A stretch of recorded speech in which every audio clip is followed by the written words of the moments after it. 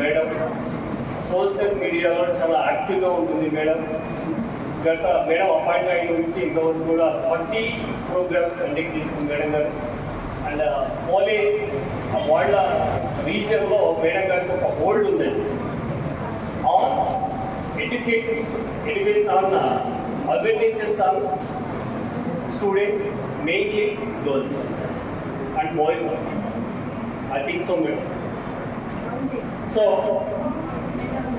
respected colleagues, my dear students, so ఈరోజు నేను క్లాస్లో ఉన్నాను. సడన్గా సార్ గారు వచ్చేసి మేడం గారు ఈ విధంగా అనుకుంటున్నాను ఒక ప్రోగ్రామ్ కండక్ట్ చేయాలంటే, సో ఇమీడియట్గా 2 కాలేజ్ చేద్దామన్నారు. సో మనకి వాతావరణ మార్పు వల్ల మన కాలేజే సరిపోయింది. వెల్కమ్ యూ మేడం సరే for giving valuable advice, directions for my students madam. And so పేరులోనే ఉంది దిశ దశ మార్చే శక్తిని మీలో ఉందా లేదా అని కూడా గమనించి మీలో శక్తిని తీసుకొని ఆ శక్తిని మంచి మార్గంలో చేసే విధంగా తోడ్పడే విధంగా మేడం గారు పంచుతారు. వాళ్ళ టీం కూడా ఇక్కడగా ఉన్నారు. వాళ్ళకు మళ్ళీ వాళ్ళ టీంకి మేడం గారికి వన్స్ అగైన్ మళ్ళీ వెల్కమ్ యూ.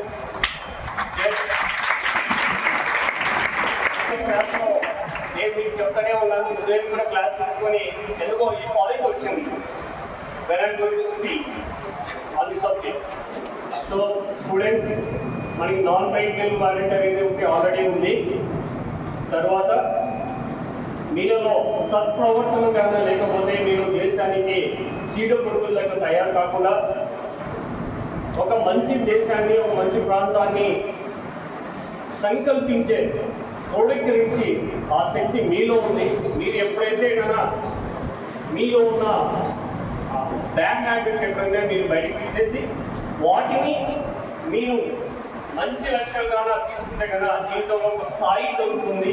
ఆ స్థాయి వచ్చేంత వరకు మీకు చేయాల్సిన కృషి ఎంతవరకు అంటే టిల్ అప్ టు డెత్. ఎందుకు చెప్తున్నానంటే చాలా గ్రంథాలు అయితేనేమి, కొంతమంది మార్చులు అయితేనేమి, మహాత్ములు అయితేనేమి వాళ్ళు చేసి ఆచరించి మనం చూపించి వాళ్ళు పర్టికులర్గా ఫోటో రూపంగా మన మధ్యలో తిరుగుతున్నారు. సో అదేవిధంగా మీరు కూడా ఆ విధంగా తయారు కావాలి అని మేడం ప్రతి సంవత్సరం మా కాలేజీలో దేశ నాయకులు జయంతులు వర్ధంతి చెప్తాం మేడం. అది కూడా స్వతంత్ర నాయకులు. ప్లీజ్ వెల్కమ్ సార్ శ్రీకాంత్ మేసయ్య గారు. మేడం గారు ఎస్ఐ గారు వచ్చారు. మీకు వారి మాటల్లో కొన్ని డైరెక్షన్స్ దిశానిర్దేశం చేస్తారు. వాటిని అలర్ట్ చేయకుండా వాయిస్ ఆలకించండి. Thank you madam. ప్లీజ్ ఇప్పుడు మేడం గారిని భర్త మీద ఫైనాన్షియల్గా వాళ్ళు సంపాదించుకోలేకనే అమ్మాయిలు చాలా మంది భర్త మీద డిపెండ్ అయ్యే చాలా సమస్యలు వస్తున్నాయి. ఇట్లా పుట్టింటి పోతే పల్లెలు ఏమంటారు, కామన్గా మీరంతా పల్లెటూరే కదా, అవునా? పల్లెటూరు ఏమంటారు, చావైన భర్తైనా అత్తగారికి పోవా అంటారు. ఇంటికి వచ్చానికి తమ్ముడు ఉన్నాడు, అన్న ఉన్నాడు, పెళ్లి కాదు, ఓ ఆడపిల్ల ఉంది, పెళ్లి కాదు, చావైన భర్తైనా అత్తగారి ఇంటికి పోమంటారు అమ్మ వాళ్ళ ఇంట్లో వచ్చడానికి. కానీ మన ఇంట్లో బాధ ఒక విధంగా ఉంటే మన వీధిలో కోరిక ఎక్కువ, అవునా? మన తల్లిదండ్రుల కంటే పక్కన వాళ్ళకి ఏమో మీ కూతురు వచ్చి మొగుడి వదిలేసి 3 నెలలు అయిందే, 6 నెలలు అయిందే అని వీళ్ళకి ఎక్కువ ఉండదు పల్లెల్లో మ్యాక్సిమం, అవునా? కాబట్టి ఎన్ని పేరు తట్టుకోలేక మిమ్మల్ని ఎక్కడ ఇవ్వమంటారు. ఆడి పోతే మీరేమనుకుంటారు, మీ అత్తలో మీ భర్తలో ఏదో ఇబ్బందులని మీకు బాగా కనపడతాం సినిమాలన్నా. అక్కడికి వెళ్ళరు, అక్కడ పోలేక ఇక్కడ ఉండలేక ఇంట్లో నుంచి పారిపోవడం, లేకుంటే సూసైడ్ చేసుకోవడం ఇలా చేసుకుంటున్నారు కొంతమంది. అలా చేసుకోవడం కరెక్ట్ కాదని చెప్తున్నాం. ఎన్ని సమస్యలు వచ్చినా మనం ధైర్యంగా నిలబడి పోరాడాలా, సాధించాలి.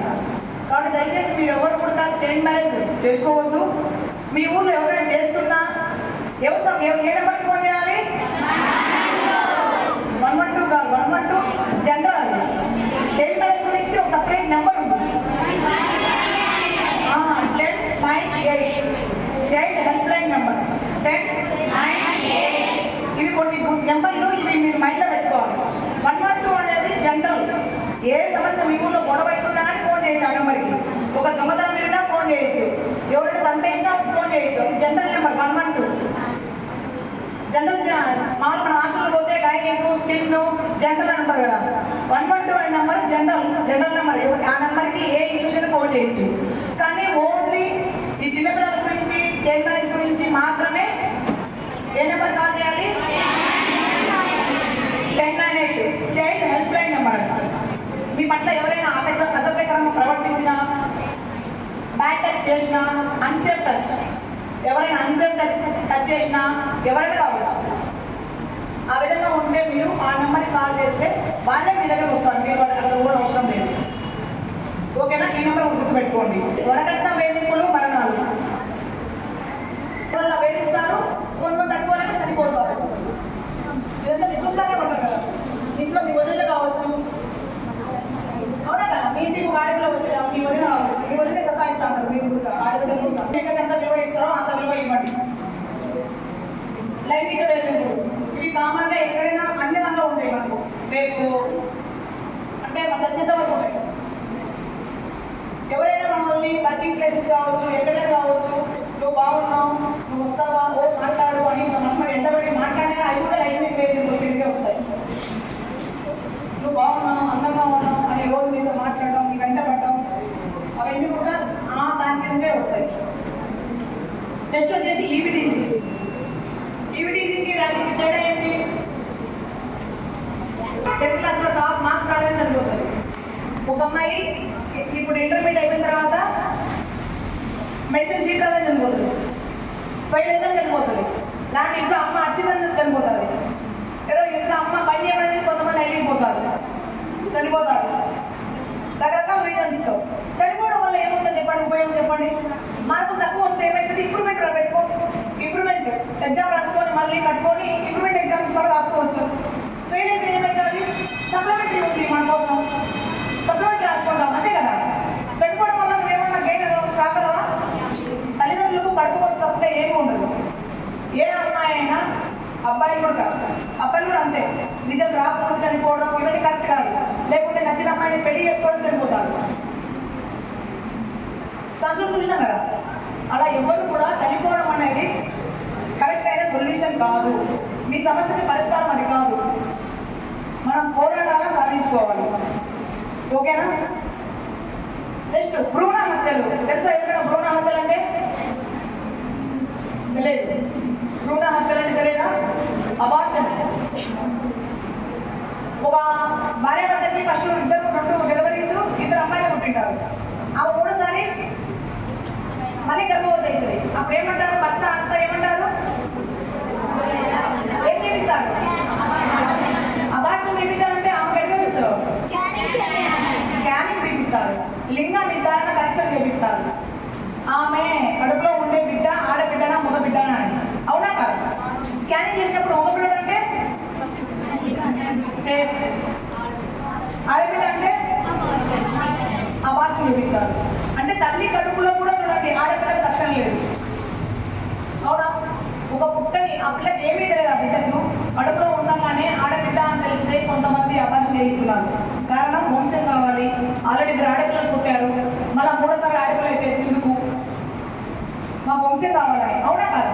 చాలా మంది వస్తే 4 ఆడపిల్లలు పుడితే వాడు ఆమె వదిలేస్తాడు. నాకు 4 ఆడపిల్లలు పుట్టినారు, మా దగ్గర వచ్చి కేసులు ఇక్కడే ఉంటాయి మహిళా పోలీస్ స్టేషన్. ఏం మా కంప్లైంట్ అంటే 4 ఆడపిల్లలు పడినాము, నువ్వు నాకు వద్దు, నేను రెండో పెళ్లి చేస్తున్నాను, నా భర్త నన్ను వదిలేశాడు. ఆడపిల్లలు పుట్టడానికి కారణం ఆడవాళ్ళ? ఆడపిల్ల పుట్టాలన్నా మగపిల్ల పుట్టాలన్నా మనతో చదువుకున్నాం కాబట్టి సైన్స్లో X అనే క్రోమోజోమ్, Y అనే క్రోమోజోమ్ కలవడం వల్లనే వచ్చిందా? మీ మేడం ఫోన్ ఎగ్జాక్ట్ ఎట్లా పెడుతుంది? నెట్ లేకుండా మనం చేయలేము.